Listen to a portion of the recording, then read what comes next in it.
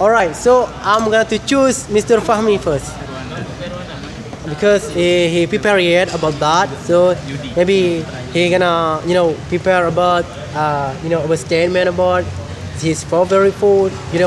Because he prepared and yet about that. P, would you mind explain about us? Maybe you can share about experience in your life about your favorite food.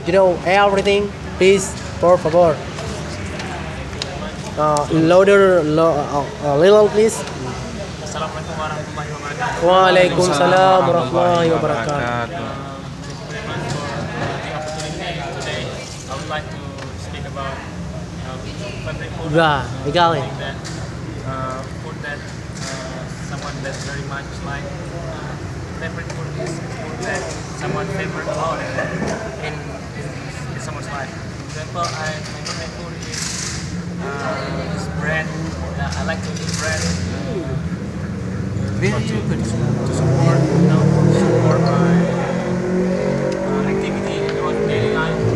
Bread is very good. Also for protein and also the vitamin and carbohydrates. And I like to eat bread with jam. Jam is jelly. You can call jelly of jam or preserve. To make the taste is more delicious. Then second food is fried rice. I like to eat fried rice every night usually. To